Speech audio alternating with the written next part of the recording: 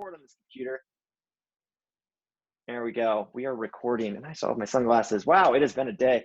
All right. Oh, and my hair's a mess. And this is all recording. All right, it's fine.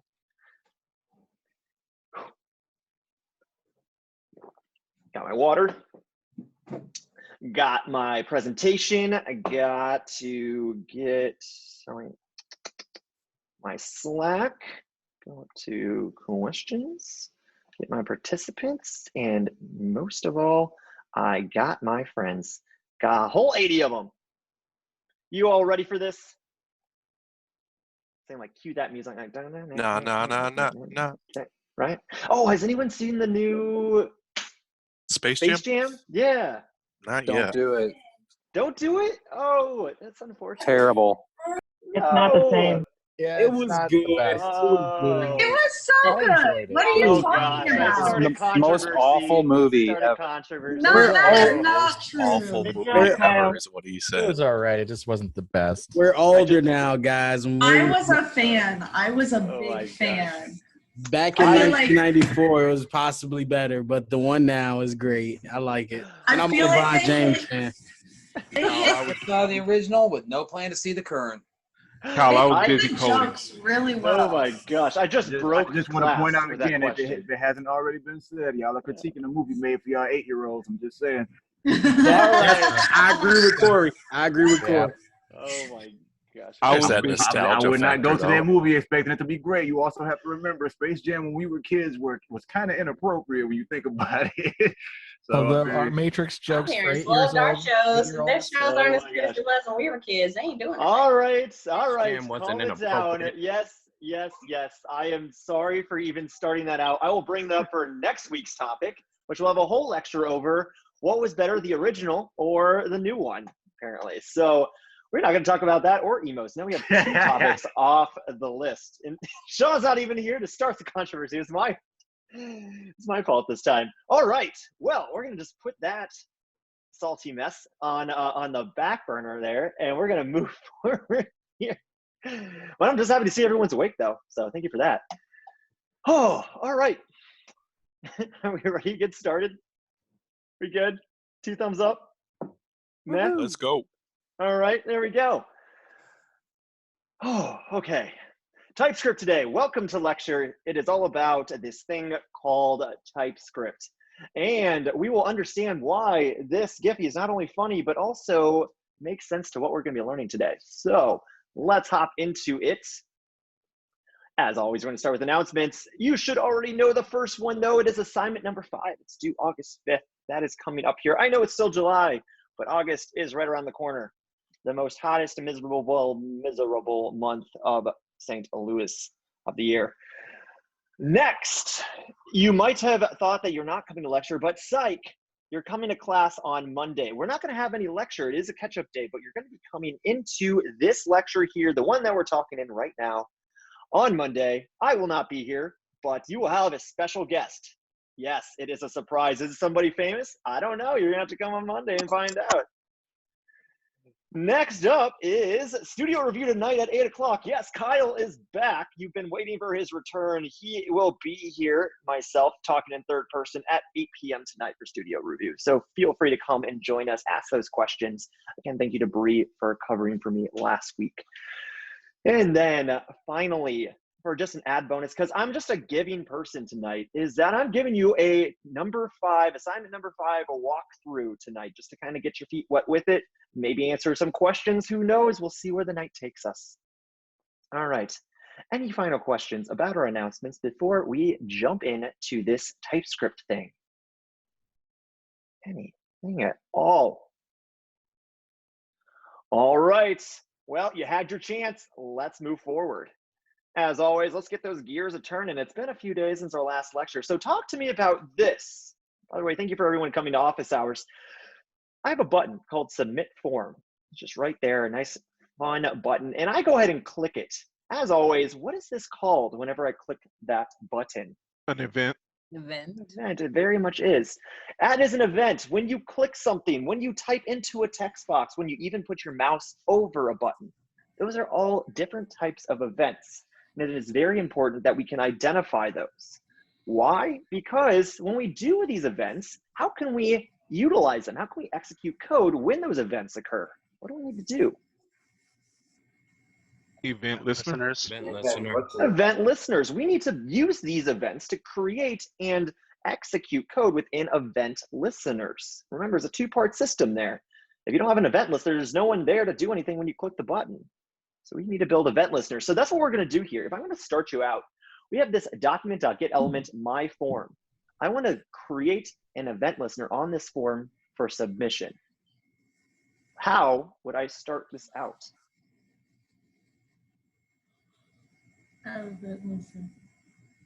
Could you repeat that? How would I create an event listener for submitting something on this my form element here that we see below? My form L dot add event listener? Very good. Absolutely. That's how we're going to add an event listener to this form. We have to first get it from the document. And the only way we can execute code on an event is if there's a listener created. So we say my form element dot add event listener. Very good. And then I need to do it on submission. So what's the event we're listening for? Submit. Submit. Submit. Very good. Submit. Awesome. And so then what's the second part of this? What's the second parameter that we put inside of our event listener? The function. Exactly right. Right, this is exactly it. So this is how we do something. This is how we do something with those events. And as you're getting into assignment 5, you should probably have seen these quite a bit now. So that's why I just wanted to reintroduce you or just kind of go over it just a little bit more about this. So let's keep on going here. I'm hearing background noise from somebody. On the hunt. There we go. All right, there we go. Let's keep on going here. If I wanted to get data from API, what would I use? What is that called? Fetch. Fetch. Fetch, just like a dog. We want to fetch that. And to help you out here, inside of that fetch parameter, we're going to place the API string, the endpoint that we want to get the data from. And after that, what do we do?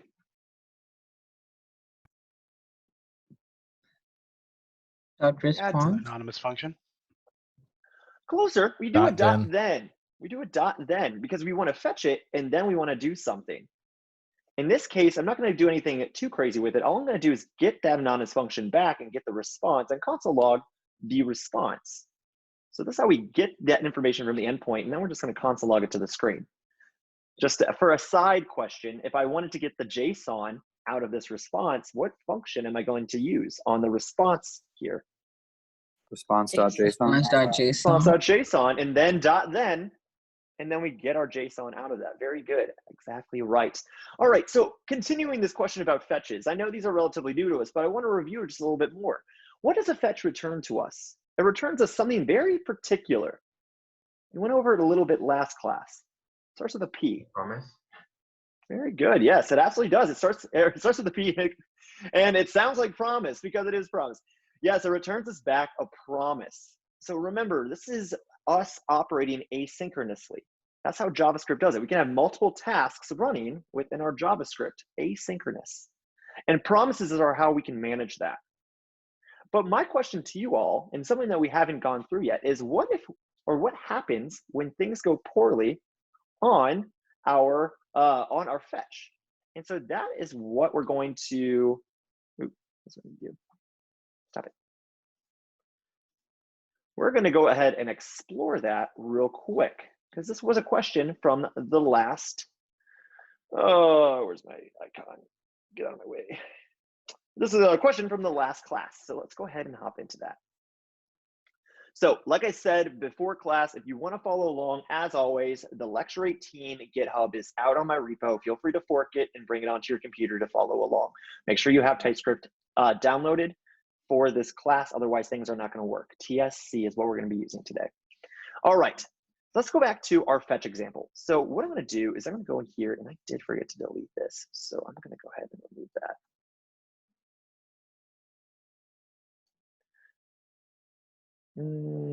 Just remove something. I removed that. Remove that. There we go. All right, so you should recognize this fetch from our example last week. Again, we're inside the add event listener for this load because we only want to do this after it's been loaded, after the screen's been loaded, only time we can do it. And then we use our fetch to that weather.json, and then we have our dot then. The question was last week is that, okay, you show us how a fetch works properly, but we haven't seen anything with rejection, or we haven't even talked about the word resolved. And that's what I want to bring up to you right now. Fetch can do one of two things. You can either go A-OK, 2 thumbs up, or it could absolutely explode on you. Going A-OK, or everything comes back normally, is called being resolved. It resolves. Everything ran smoothly. But if something goes poorly, it's called being rejected, or the promise is rejected. So you either have good or bad. Good is resolved, bad is rejected. So we're going to look at the good way right now. So if we go ahead and save this, and then I need to get my Chrome up. That was what I was missing today. And I should have it already. Yep, there we go.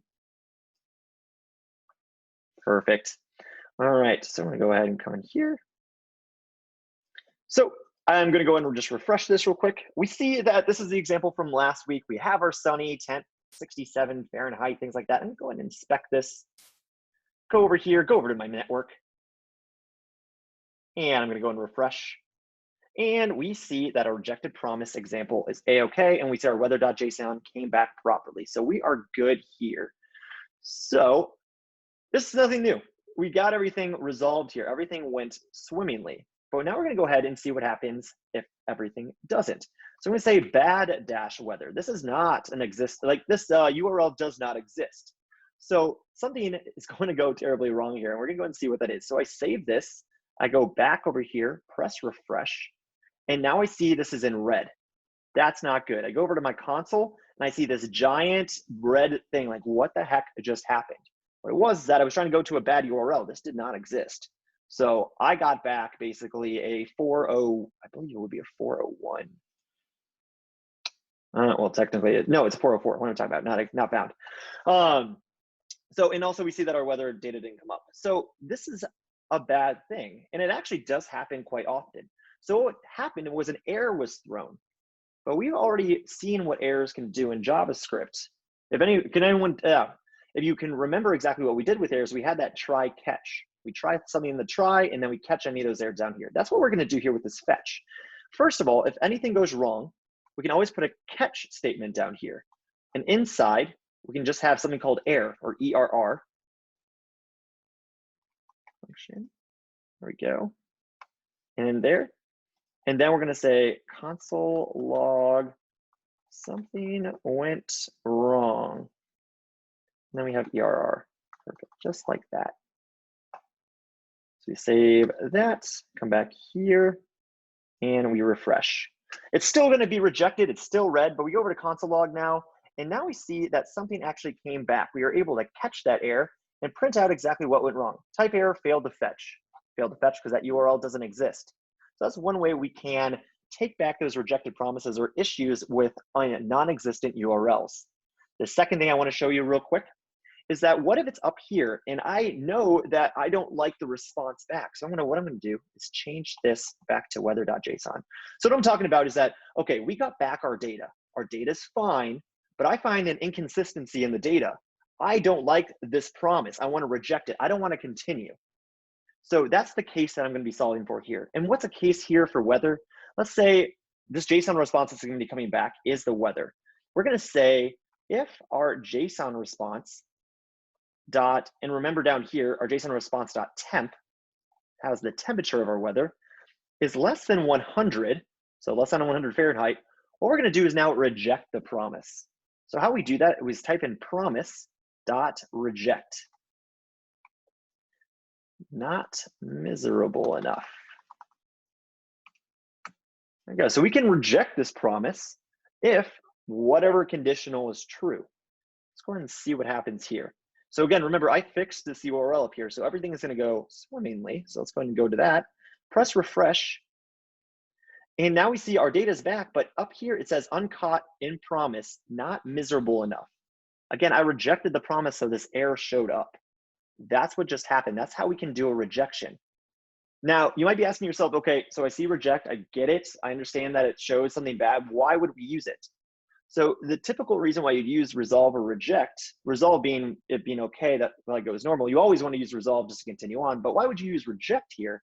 It's typically for debugging purposes or just for coding purposes. You can always throw errors also if you want and have it caught in that catch block at the very bottom. But resolve or for rejects, typically you want to use that for debugging purposes. So if you're trying to find errors or report something to the console or something like that, a reject is a good way to do it. So it's also good for error capture as well. So I know I got that question to show an example of reject. So that's what I wanted to do here. So I'm gonna go ahead and unmute you guys and feel free to throw any questions at me if you'd like.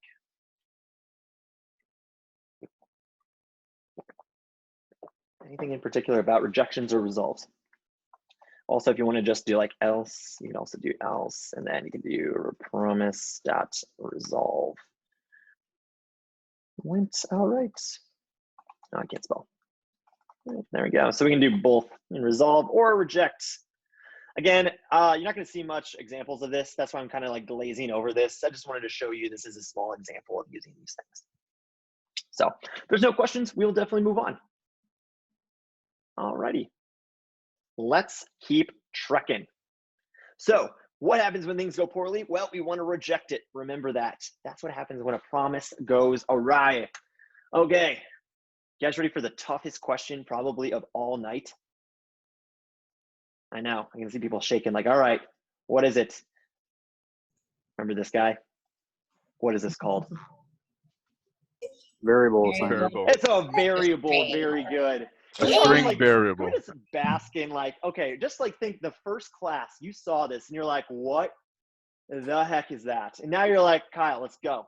Come on, that's a variable. I got this. See, you come so far. All right, well, let's make it a little bit tougher then. What is its data type? String. Very good. Can we just go back to lecture 1, right? And it's like way easier. Let's just stop there. All right, let's keep going. How about the data types of these? Number. Very good. How about this? Boolean. There we go. Object. Object. Oh, I'm getting a little hesitation there. All right, how about this one? Array. There we go. Good job. Gold stars for everybody. All right, class over. JK. All right, let's go ahead and talk about this though. With those data types we just saw, or the one we're seeing right here, we have to remember that our own data types. We have to remember that it's a string. And if you haven't haven't already experienced it through your assignments, you have to keep track of those variables sometimes. Like, okay, it was a string here, I passed this into this function, I think it's still a string, I think it's working, or even numbers too. So let's talk about those scenarios. We have our Stark string here, but what if I brought in a function, maybe called multiply by 2, and it says numbers only, please, for the parameter, and it returns that numbers only multiplied by 2 outside that function. Pretty good, right? All right, plot twist. What happens when I do this? Well, technically JavaScript does that, but inside and probably down your spine, it's extremely just blowing up there. It just doesn't go well. So what happens is that we completely saw this multiply by 2. Yeah, we saw this multiply by 2 dar, multiply by 2, and put our dog name in there, and everything went fine. JavaScript allowed this. It's completely fine. It's up to you. You are your own policer. You are your own policer. You have to police yourself when it comes to JavaScript. So yeah, you can put a string in here, even though you know that function wants a number. It's your world. Do what you want. But one thing we need to bring up is that that's fine for us as we're learning. But out in the development world, people don't like that flexibility of JavaScript. Sometimes those kinds of like lacks of structure actually causes more stress than help. I do love personally JavaScript because it's funny because at my work, it's always called a honey badger. It does what it wants. JavaScript has its own personality. You can put a string where a number is supposed to be, and JavaScript's like, cool, I'll just run with it. It's all good. But again, that flexibility can come at a cost, because if you have a large application and you're sticking in numbers where strings should be, or vice versa, bad things can happen. So let's talk about a possible alternative to this scenario. Let's bring in this. Here, we're actually stating what the data type actually is. Some developers actually would rather you have dictate exactly what the variable is before you even use it. That's what's being happened here. We're trying to dictate now this variable, like what the actual type is. Moreover, in our same function, we're going to start dictating what that is also. We see down here for numbers. So we're kind of saying, okay, we're expecting it to be these specific types.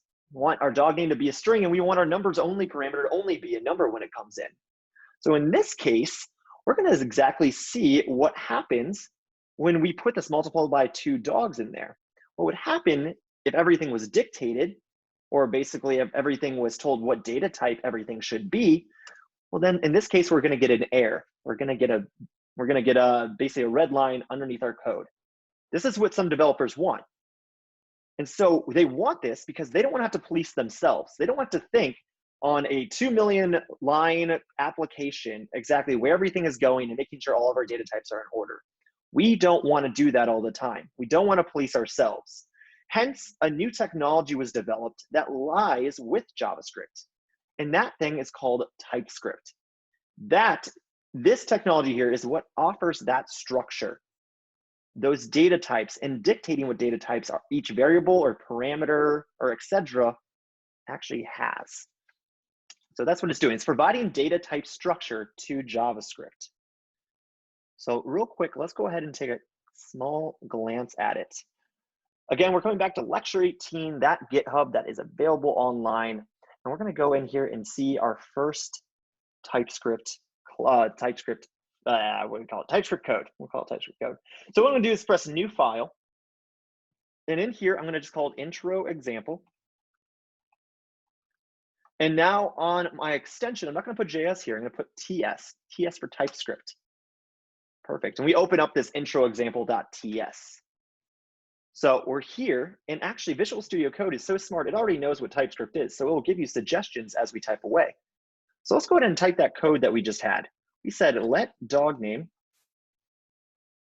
And then for TypeScript, we put a colon, and then the actual type of the variable that we want, and then equal to Stark. There we go. Oh, I forgot to have dog name. Put my dog name. There we go. Oh, come on.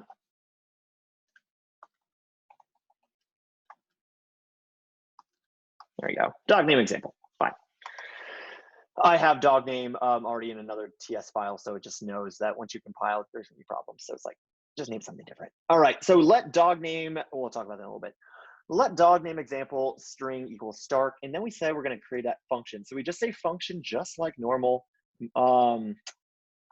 Multiply by, let's say 4 for this one. And what we're going to take in is a number. So number only. And again, I want to dictate what my parameter data type is going to be. So I say colon and I say number. There we go. So now I'm going to return number only times 4. There we go. Now the moment of truth. What's actually going to happen when we try to pass a string into as our number? So I say multiply by 4. And then I say dog name example. And look at what happens. We are now getting a red line under here. This red line is saying argument of type string is not assignable to parameter of type number. This right here is the power of TypeScript. It just yelled at me. That's what it does. It yells at people when you are trying to crisscross data types. Again, Stark is a string, but down here, I expect number only, what's passed in there, to be a number. Hence, we get this error saying our types are mismatched. That right there, everybody, is honestly what coders are looking for, that awesome, awesome structure. Oh, excuse me. Don't you need to specify the type of value you're returning to? Josh, yes, absolutely. We have not gotten the functions yet, so I wasn't getting to that, but I will do that right now if we want to. We see that we're returning here. We're returning most likely a number. That's what a number times 4 is going to be, is always going to be a number. So what we do to say return type is another colon at the very end, and say number. Anytime data passes through something, whether it comes into a function or outside of a function, we need to dictate what it's going to be. So this right here is the return type. And well, these are the types for the parameters. Awesome job, Josh. That was a great question. All right. But I just wanted to show you this quick introduction into TypeScript. So I'm going to go ahead and open it up for questions. But that was our first thing. So I will be going into more here. But feel free to throw out any questions about this before we move on. So, how come that function doesn't work? So are you talking about the red line right here? Well, I'm talking about the function. I mean, didn't you say, hey, that function doesn't work? This function as it's written right here should work. Oh, okay. Yep. So Now- it's gonna take, I'm sorry, go ahead. But now I am kind of also interested in the red line. The red line means that the types are mismatched. Dog name example is a string, and we're trying to pass a string into something that's expecting a number. That red line is to show you the true power of TypeScript. Yep, it's to show you that true power of TypeScript. It's telling you that you have mismatching types. That's what the technology is there for. Uh-huh. Cool. Okay. Any other questions?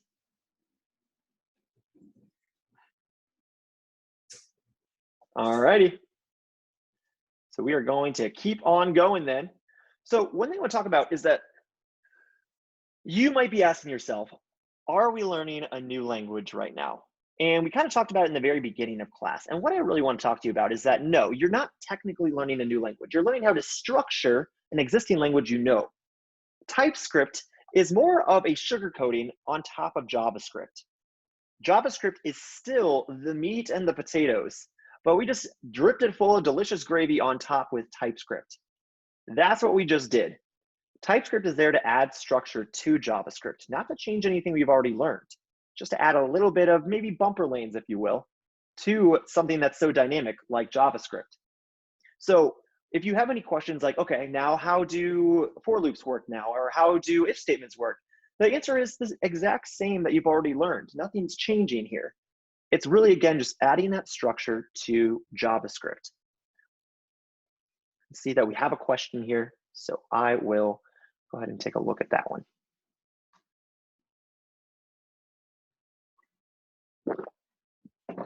Then we get to go into some more fun examples.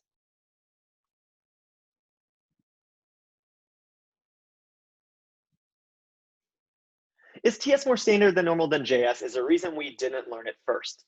Well, we can't learn TypeScript before we learn JavaScript because, again, TypeScript is the gravy on top of the meat and the potatoes. So we wouldn't be able to do that. But to your question, is TS more standard than normal JS? They're actually quite a mix. TS is actually relatively a newer technology. It's being more and more adapted in the technology sector. So it is becoming more commonplace than JavaScript, but there is a time and a place for both. JavaScript, if you're just writing a very simplistic application or very, very simplistic web page, you can just use vanilla JavaScript. That's kind of the version of just like the very native, typical JavaScript. But if you're running more advanced applications or something that has a very large, just basically a large application, you'll typically want to go with TypeScript because it will help you out with structure as you're working across teams. If anyone's wondering, I personally use TypeScript every day. That's the language I use. I use JavaScript, but on top of it, I lay TypeScript with my team. Can you have a single project that uses both TS files and JS files? Technically, yes, you can do that, but I wouldn't recommend. Yes, you can technically, you can have JS files and TS files running because they both compile into JavaScript, which we'll see here soon. But yeah, don't usually recommend that. I usually say stick to one or the other. And my headphones just died. Awesome. System. Yes. And I see one more person typing, so I'm going to give that one. It's CoffeeScript are completely different. CoffeeScript is different. That's for more deployments. So CoffeeScript is going to be something very much different than TypeScript or JavaScript. I'm getting so many questions about this today. Can TypeScript execute in browsers like JS that we use for TS syntax like script? Technically, yes, because what we're going to do and what we're going to see with these examples is that TypeScript compiles into JavaScript. It compiles into JavaScript. TypeScript cannot be ran. It can only be transpiled into JavaScript, translated into JavaScript. So that's what we're going to see here. So great question and great transition back over here. So what we're going to go ahead and do is that we're going to go ahead and actually see a quick example here. We're going to go into data types. So we already saw one of these, this being our dog name Stark. But I want to show you just a few more other examples before we actually start diving into some more complex examples. So for number, what I'm going to have is say, let my number equal, and then colon, and then the data type for number is going to be all lowercase number, and I'm going to just say 7. Again, if I try to type in Stark here, we see we get a red line, we get an error there. Again, that's those bumpers helping us out in TypeScript. I'm going to go backspace that and probably 7 there.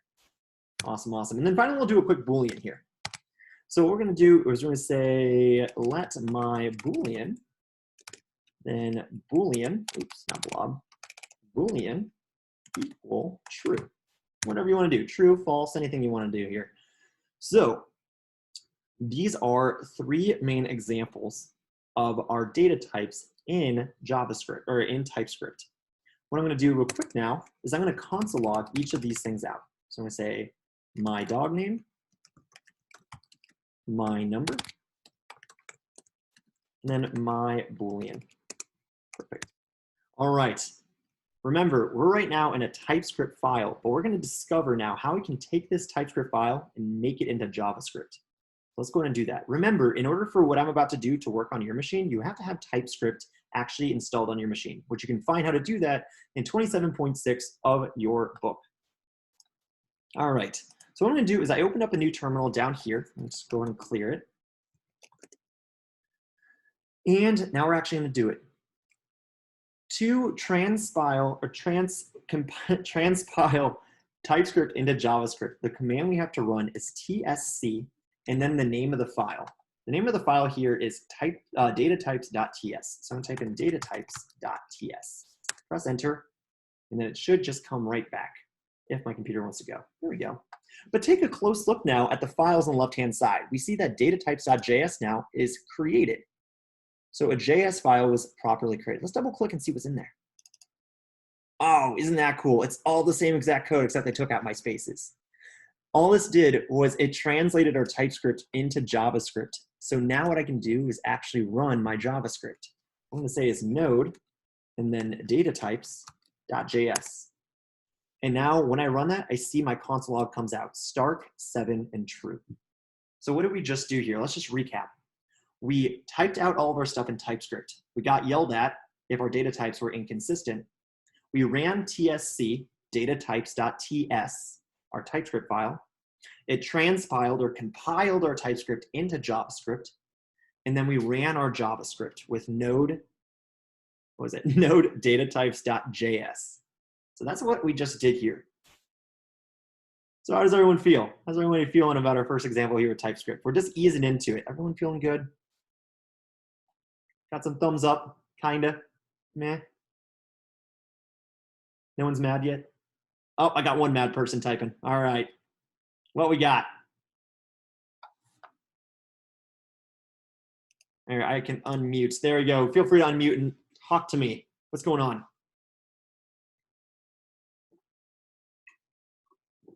Ooh, there's gonna be enough time to get some water.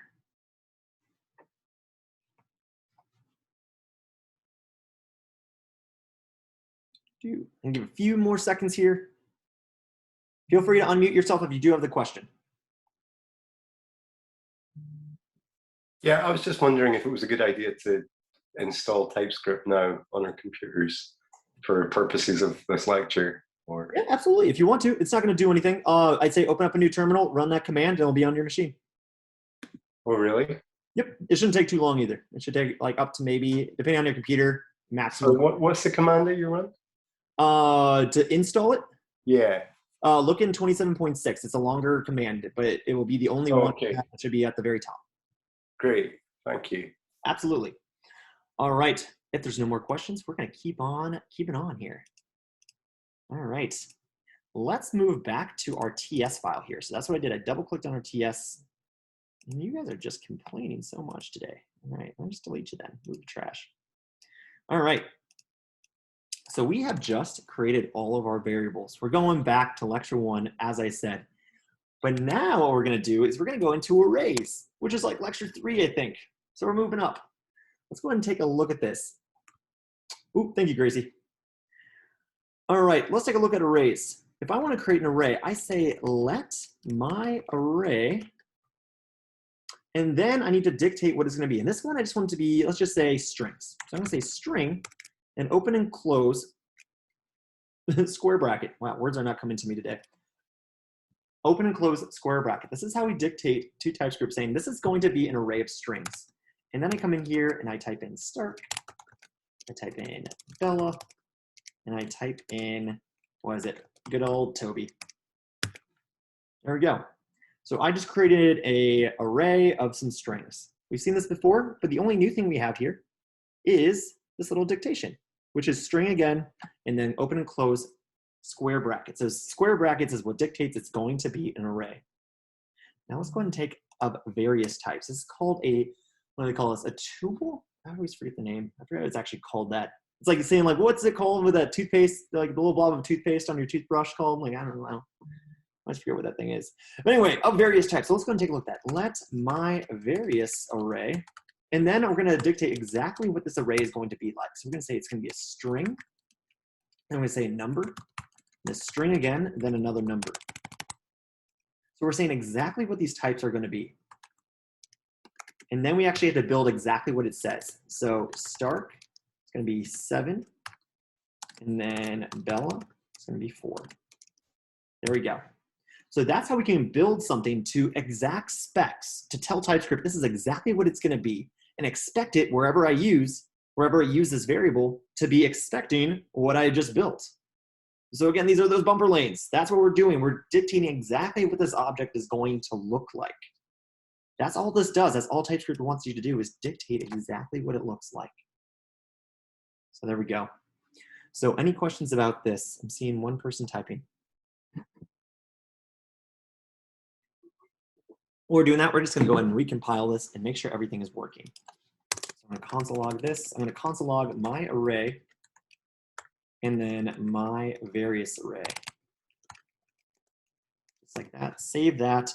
And then who can tell me what the command is that we have to run here in order to compile our TypeScript into JavaScript? What is it? TSC. Yes. TSC. Very good. And then the name of our file, datatypes.ts. It compiles it. Then what's the next command we need to do to run our JavaScript? Node datatypes.js. Very good. .js.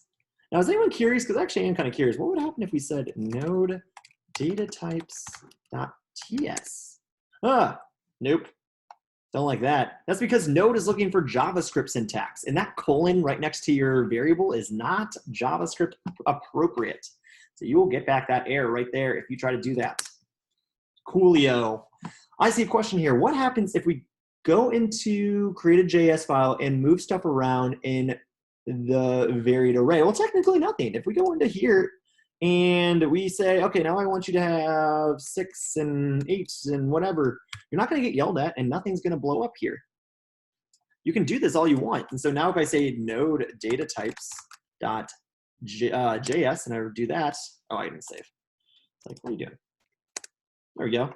We see that my array has all those exact edits that I have in there.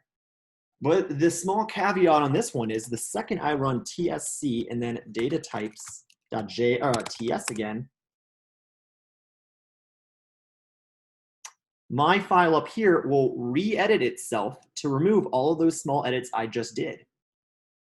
So remember that. You can edit your JS file all you want, but the second you recompile your TypeScript into JavaScript, it's going to just remove all of your edits. So I don't recommend doing that. Regan, no, we cannot use var for a variable. var, again, is using tube screen TVs, and we're all about those flat screens. So we're going to be using lets and const only. Do not use var in any of your applications within launch code. The only reason why this gets passed because it's computer making that mistake, and I can't yell at the computer. Well, I can, but it never listens. So no. I had to ask. Awesome, awesome. Could we make dynamic arrays by making them of type object? Why don't you use var anymore? I don't understand. Sure, var is a previous declaration of a variable. You want to now use const and lets because those are for two different purposes. One's to keep things constant, one thing is to keep things to be able to be changed, to let the compiler know what's going to be constant and never changing and what's actually going to be manipulated. This allows better applications and faster runtimes by doing so. Vars, however, JavaScript typically has to find out itself how the variable is going to be used, which can lead to longer compilation times. There's also a few other ones that I'm not remembering exactly why they changed, but I would say there's a lot of good upsides. And because I said so, JK. But I would actually recommend lets and consts. Highly, highly recommend them. They are awesome. Okay, I'm trying to get at this one. Could we make dynamic arrays by making them of type objects? I mean, I'm trying to understand exactly what you want to do there. So if you can put more elaboration on your question, I can possibly answer that. Arrays are already dynamic. You can still change your arrays. If you make them of type object, you're just gonna have to use them as objects. So an array and an object are, again, going to be two different things. So you're going to not want to create an array of type object. I don't even know how that would, let me see what it does to me if I do that. I'm going to have to keep moving on here. What are the difference between the ways of declaration below and preference? So to Maylin, arrays are a different kind of beast. We haven't talked about arrays yet, or that kind of array. But honestly, none of them should be different in the declaration. I mean, there probably is. I would have to look up exactly if you what the difference is if you use the class or you just use the primitive. I mean, technically, if you use the class array, you're going to get more helper methods. We're going to learn that more in Unit 2. But on your third array, you're going to get more help. You're going to get more functions to assist you with your array manipulation or editing. When you use just primitives like number, then your helper methods are more limited. So, and then the second array, you're not actually using anything with TypeScript there. You're just making a declaration of just a class array. So that wouldn't do anything with TypeScript. Very good question though. Meaning, put numbers, strings inside the array. I'm going to do that and I'm going to move on. Let's see. Yeah, we trash. What time is it? Yeah, I'm going to move on. So if we just did object here. Yeah, that's weird. It would, of course, JavaScript would allow that. I would say don't do that. I mean, if you just want to, technically, yeah, that's fine. I would say that you typically don't want to store just like random stuff in an array. That's what TypeScript is kind of helping you out with, is not having numbers and strings all in an array. It's really to have a set type. So technically, I guess you could just put object and then you can define it however you want. I wouldn't recommend that approach. Because again, TypeScript is there to keep us more organized about our types. And it's bad practice to throw strings and numbers into an array and haul it around your application, because you'll lose track of that pretty quickly. All right, I am going to have to move forward though. We just did our data types. We just did our arrays. So naturally, the next thing we need to do is our functions. We have already done one function example today, but I want to do a couple more. We saw this multiply by 3 or multiply by 2 or 4, whatever you want to do, function written. And I really do want to call out that remember that your parameters here have to have types on them. That is a big thing. In addition, remember that now your return type. We've already talked about that, so I'm not going to go too much into it, but this right over here on our far right is your return type. What is the data type that is being returned from this function? That's what's going on here. I know it's going to be a number because I'm multiplying 3, a number, by another number. Hence, that's going to be a number. If I return the word Stark or I return the name pizza, then my return type would be a string. So instead, I would change number to string. So that's what these pieces are now adding to the functions for TypeScript. Now, one thing I do want to show you is that let's say function, and then I'm going to just say bark, whatever. I'm not going to have any parameters in here. But what I'm going to do is console log. All I'm going to do is console log bark. So I take in no parameters, but also in addition, I'm not returning anything. Now pay very close attention to this. I'm not returning anything. So what is nothing in JavaScript? And what is nothing in TypeScript? And if we return nothing, what is that called? Okay, that can all be answered by void. Void is the absence of returning anything. If I say void in here, that means I'm not going to be returning anything from this function. That is what this means. You will see this word quite often in Unit 1 and a lot in Unit 2. So take note of it. Void means I'm not returning anything. I'm not returning anything. So there we go. This is how we would create returning nothing. This is how a function returns nothing, but we still tell TypeScript what it's going to happen. Cool. All right, let's keep going on here. Let's go on to anonymous functions. So anonymous functions, basically we did 2 named up here. Anonymous function just means it doesn't have a name. So I'm going to say let my anon func equal function. And I'm going to take in my parameter here, item, which is going to be a string. And what I'm going to do is I'm going to say, I'm going to return turn my item. And then I'm going to just put an exclamation point on the end of it. That's really it. So I know now that item is a string. I'm going to append another string to it. So my return type here is going to be string. There we go. As always, what can we do with anonymous functions? We can say, we can map with them or something like that. So let's say my array. And as always, we're going to do Stark and Bella just for 2. Why not? And now I'm going to map over it. So I'm going to say my array dot map. And I throw in that anonymous function, my anonymous function. Just like that.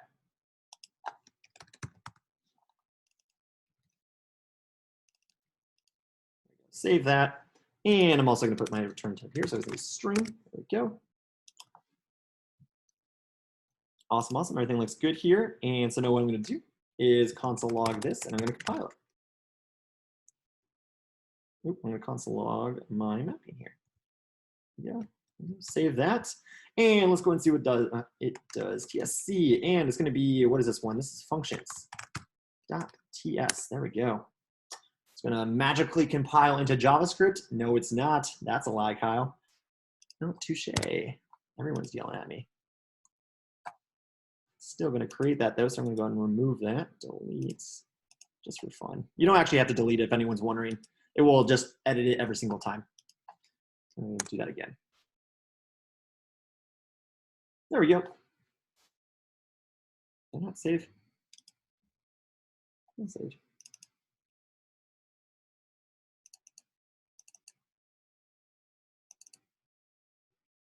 I'm very confused. Okay, I think it compiled. Why? Clear. Try one more time. Oh my gosh, what is this? Okay, functions at TS. I haven't saved that. That's what it is. All right, clear. Try that again. There we go. Oh, you're just being a booger. There we go. And now I say node functions ins.js. And there we go. We get Stark and Bella, both with those exclamation points. Finally, after 2 minutes of wrestling with that thing. But what we did was we created our anonymous functions, which are treated just as everything else that we've been doing, except with these small little annotations here, telling it what the data type is going to be and our return type. That's it. Finally, I want to show you one more thing with optional parameters. Say we want to do maybe, we'll do our bark function once again, but bark with another message. So we have message here, bark. And then maybe they want a message, but maybe they're not always going to want a message, so it's going to be optional. What we do, and this is going to be a string, what we do is we put a question mark in front of this one. These are now optional parameters. An optional parameter means that you can and cannot be defined. Why do we do this? It's because in TypeScript, if you're not passing something into a function that requires something to be passed in, then you're going to get yelled at. But maybe you don't always want something passed into your functions. You can make it optional. So if it doesn't always need to be there, then supply it when necessary. That's what optional means. Is that interchangeable with null? Karen, if you're talking about void, it is not. I don't exactly know what it is, but if you mean void, no. You cannot use void in place of null or undefined. Void only goes on for the return types. It can only go right here. All right, remember, optional has that that question mark. I'll show you exactly what I'm talking about. So here, I'm gonna try to call bark with message. There we go. Gotta name it something different. I'm gonna say bark with message, open and close parentheses, and I didn't provide a parameter. I see I get a red line here. It says that an argument for message was not provided because that parameter is an optional. You need to bring that parameter in. So it'd have to supply something. Now the red line goes away. Another way you can do it, maybe again, we don't always want a message. We throw that question mark there, that red line goes away because now it's optional. Again, this is another way you can help out with your functions if you don't always want every single parameter to be used. I'm seeing a question here. My terminal keeps giving me an error when trying to compile. You need to make sure, Hope, that you are in the directory that parts1-5.ts is actually in. Make sure that you're not in your project directory because I believe that specific file is within your exercises folder. So, awesome, awesome. That is what we have here. Is everyone sticking with me? TypeScript, this is it so far. Crazy complicated, right? It is kind of tricky though, because you got to dictate a lot of stuff. So I'm going to unmute you all. Please feel free to yell out any questions before we move on to the fancier stuff. Not to say this isn't already fancy. Kyle, can you maybe kind of offer an example of why we create a function that doesn't return anything, that's void? Yeah, absolutely. And we've done that quite a bit. So as you can see here, maybe I just wanted to console log something to the screen and not return anything. So I can always put return down here, but technically return's not doing this. So we've done a few of these examples where we just want to console log something instead of return it. Another example would be if you're in HTML and you're just fetching data and updating your HTML right then and there, technically you're not returning anything. You're manipulating things in place and you don't have to return anything from the function. That would be something that you see in maybe assignment number 5. Okay. But there are a lot of scenarios where you just want to do something in the function that manipulates something right there on the spot, but you don't need to actually return anything. So void is a relatively popular keyword for that. I'm trying to think of a different example too. Really, the biggest examples that come to mind are just fetching data, manipulating something, but I'm trying to think of a more analogy appropriate one. But does that kind of help? Yeah, that does, definitely. Thank you. Absolutely. All right, if there's no other questions, we're going to move on to our final bit of this class here. All right. So one last thing we haven't talked about. We've talked about all the aspects of things that we've gone over in JavaScript, that being variables, that being arrays, objects, all of our data, things that have the data. If you can't see a common theme, this is where all of our data is held. Arrays, objects, and the last big one that I want to talk about. Can anyone tell me the other big thing that we hold a lot of data in that we haven't talked about yet? Classes. Classes. You can also see it on the left-hand side. It's the one thing that we haven't talked about. Yes, very good. So let's go ahead and do that. Class is back in session. Tell me this, how do we begin at building a class? I know we haven't had this conversation in a while. Class keyword. The class keyword, very good. And I'm going to just give you this. We're going to be building a dog today. We have our dog here, but tell me this, what does every class always have? Every Key value structure. Constructor. Constructor. Always Constructor. has a constructor. Very good. Remember that. And I'm going to give us 2 parameters here. It's going to be name and age. So tell me this. How do we set our class variable, our global class variable, name to whatever's passed in the parameter? What keyword do we use? This. This. Good. This. And then we have our name of our variable, which is name, and then name. And then I'm going to give it for age as well. And just for, yes, caption should be on. I'll double check here. Yeah, captions are on. And then just for reference, I'm going to give us a function as well for speak. And we're going to say woof. There we go. But for this, remember that in classes, we don't actually use the function keyword. We just say the name of the function. Remember that. That's also very important.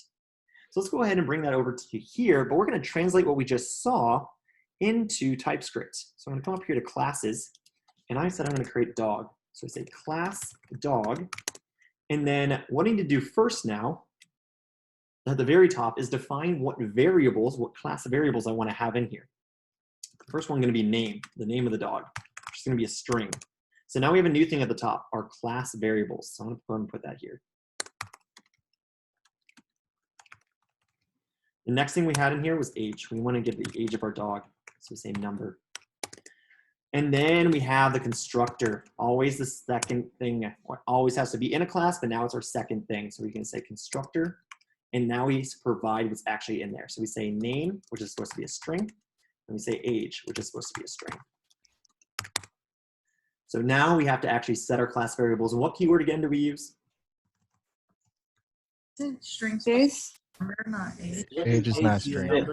This. Use the keyword this to access our class variable. So we say this.name equals name. And then we say Age is not a string. It's a number. oh, you are absolutely right. Let's go and do that. Wish it was a string, so we just backspace a few digits sometimes, right? All right, we got age there, and perfect. And then the final thing we're gonna do is we're gonna create a function called speak. Where it's not gonna take any parameters, but it's gonna return a string. And that string we're gonna return is return woof. There we go. Ah, come back.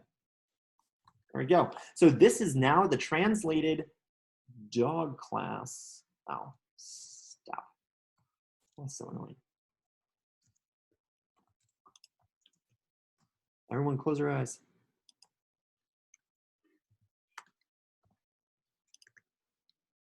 That's fine. Okay. There we go. Now I can actually do what I want to do. Okay, so we have our dog. So what we're going to do now is we're going to do one more for cat.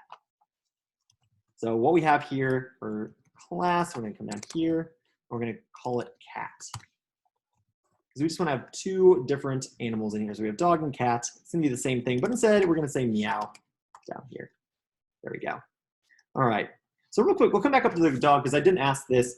Tell me, are there any questions out there about how we translated our dog JavaScript class into something that's more TypeScript appropriate?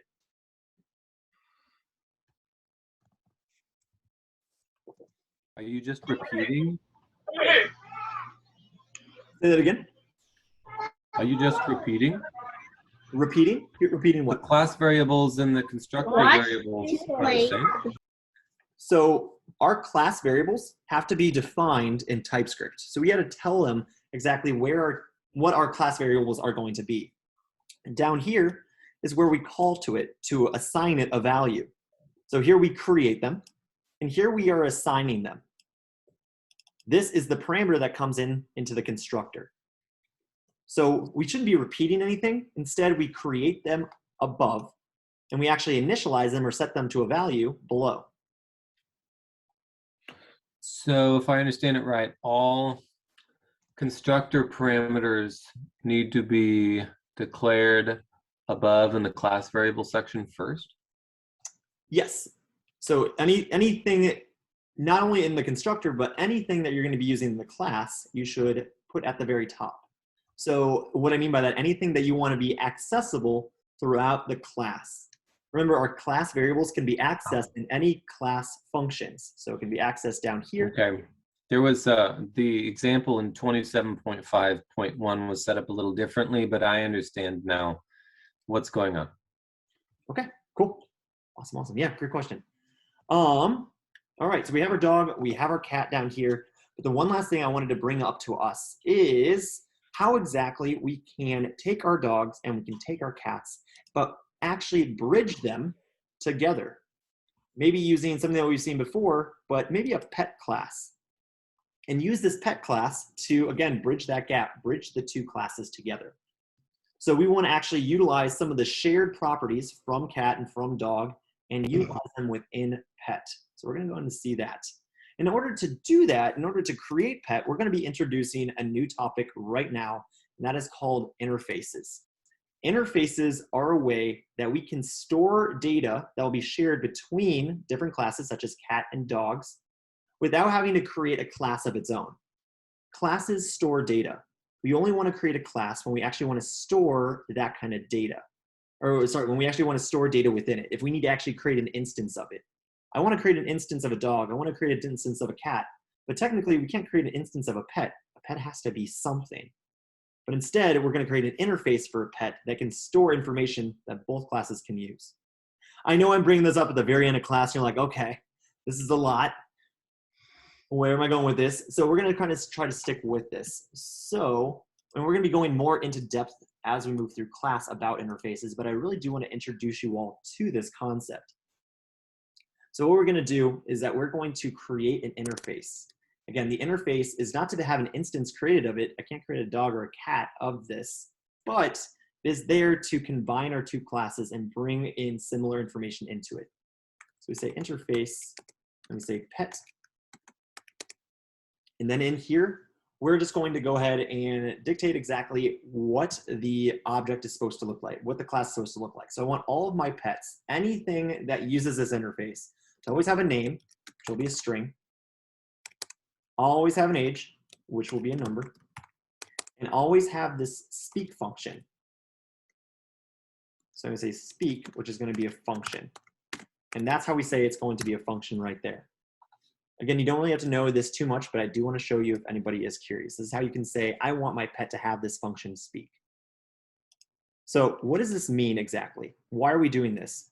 Well, because if we wanted to create a function called function make my pet talk, right now, how we have it written, I would have to make two functions, one for cat and one for dog, just to do, say, dog, oh, get the wrong language here. Like that, and I would have to say, okay, return or console log dog.speak. And then I would have to make another function for the cat. There we go, I say cat. So make my cat talk, make my dog talk. But as we can see, we see a lot of similarities here. They both have speak. They both just want to console log the output from speak. That's completely fine. But again, for a coder, since we are very lazy, we don't want to have to duplicate all of this code. We want to bring them together. That's why I'm introducing you to interfaces. We're going to see now how we can take these two functions and make them into one. What we can do is we can use this interface above here, and we can implement it in both dog and cat to make it of a similar type, of a similar variation. So what we do is say dog implements, and then say pet. So what this just did is that it took everything from pet and injected it into dog. So now anything that implements pet, we know will have a name, age, and this function called speak. When we come down to cat, and we are going to say implements, and we're going to say pet here. There we go. So now both of them are implementing pet. They're both of type pet. So just think of it as a parent hierarchy. The parent is pet, and you have two children now, cat and dog. So what we can do here is we can come down here now and say, instead of doing this, we can say function and make my pet talk. We say pet. And now we can say console log .pet.speak. So what we can do now is that if we create a dog object, const my dog object equals new dog. Start and 7. And then we say const my cat object equals new cat.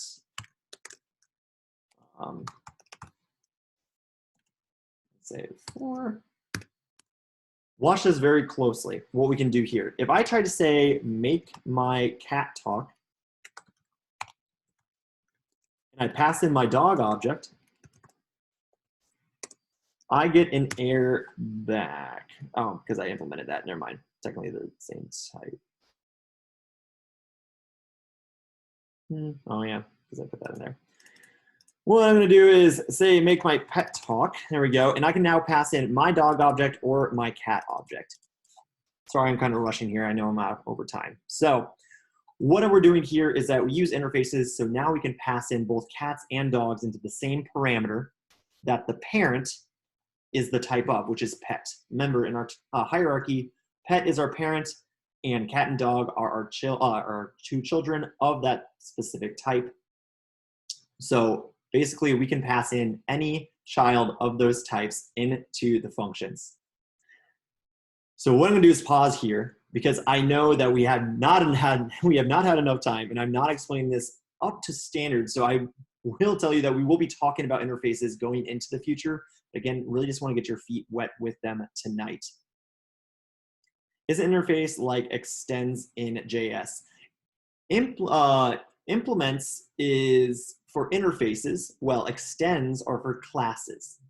So implements is a keyword you'll see here in Unit 1 and Unit 2, but it's only for interfaces. You cannot create a new instance of an interface. So it's actually very different from classes. So we use two different words. You use extends with classes to inject things from parent classes into the child. You use implements to inject things from an interface into a class. So very good question though.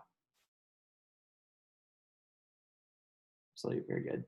All right, well, that right there is the introduction to interfaces, but also in general, the introduction to TypeScript. So we went through the data variables, we went through, we went through data variables, we went through arrays, we went through how we did functions, we saw how we can translate them into classes, and we got our feet wet with interfaces.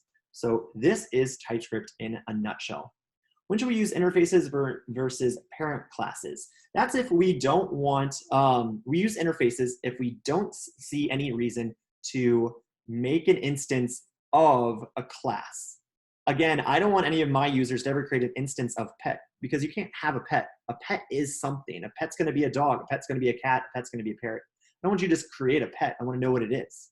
So I would make it an interface. So that's what you do. That is the reasoning I'm going to give you right now.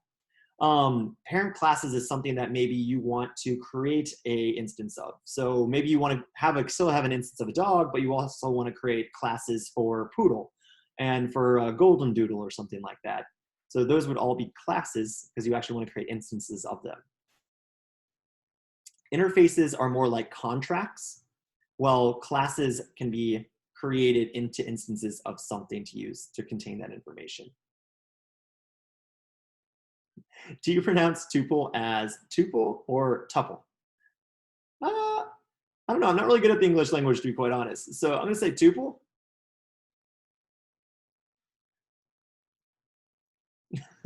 Very good question there, too. All right. Just for time's sake, everyone, I'm going to go ahead and hop over to assignment number 5. If you do have any questions about this, feel free to direct message me or feel free to come back into Studio Review. But I do want to just give you a quick intro into assignment 5 here. I'm going to go to launch code here.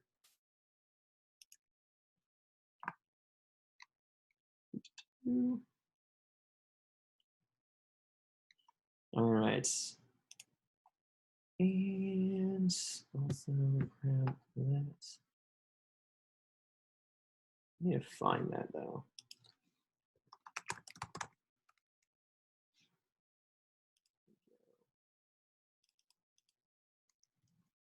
All right, last thing I know, stay with me, almost there.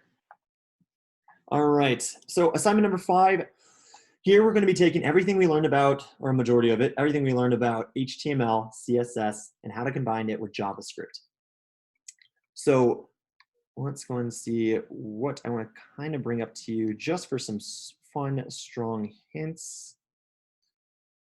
So going over here to adding validation, this is gonna be your first big section when it comes to assignment number 5. Validation, as we talked about, is something when we're checking the form, when you're actually trying to check the form. So ask yourself, when you are submitting a form online, if you're just even doing payments or something like that, when is the form typically validated? Can anyone tell me exactly when a form is validated, unless I muted everybody? There we go. Is it on submission? Exactly, on submission. So when we click that submit button, that's when we do validation. What happens when we click a button? What occurs? Event. An event. So what you're looking for is that you want to do validation on an event in order to accomplish this section.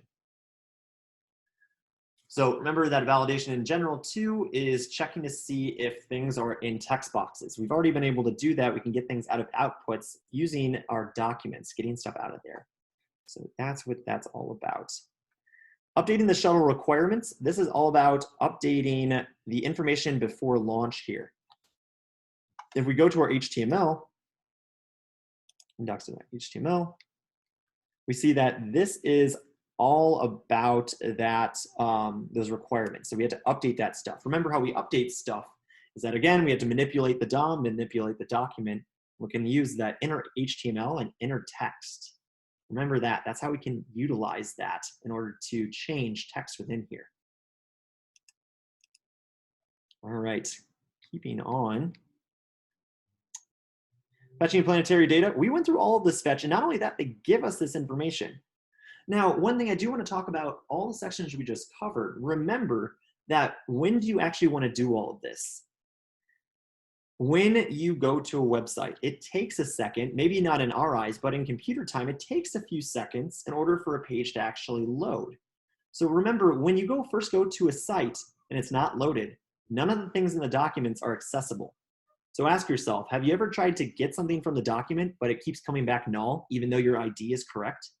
Make sure that you're waiting for your page to load with maybe something that we've seen in the past. So just remember that. If your stuff is coming back null and you can't find the things in your document, it might not be the code that you're trying to get it with. It might just be where that getter, that get element by ID function, is actually being called. So remember, wait for your page to be loaded before anything. The end result is that we are going to use that fetch to get this planetary information up here for mission destination. We're going to be able to type in the pilot's name, co-pilot's name, fuel level with specific ranges that it tells you in the assignment. We use our validation with that when we click submit. And at the very bottom, we either say the shuttle is ready for launch or not ready for launch. I remember too, we're going to be changing that text color. I'll give you that fun hint too here because you lasted this long with me. Remember to change text color. It's not text-color. It's actually just color. Kind of a mind boggler for me too. So that is the assignment. It's that easy. I think the hardest part here is going to be submission. Not really. It's actually kind of tricky, but it's actually kind of fun too because you get to combine all that JavaScript and HTML into one. So want to do that quick run through with you about assignment 5, give you some just things to think about, some small and stronger hints. But other than that, any final questions about assignment 5, any questions about anything in TypeScript that we covered today before I let you all go?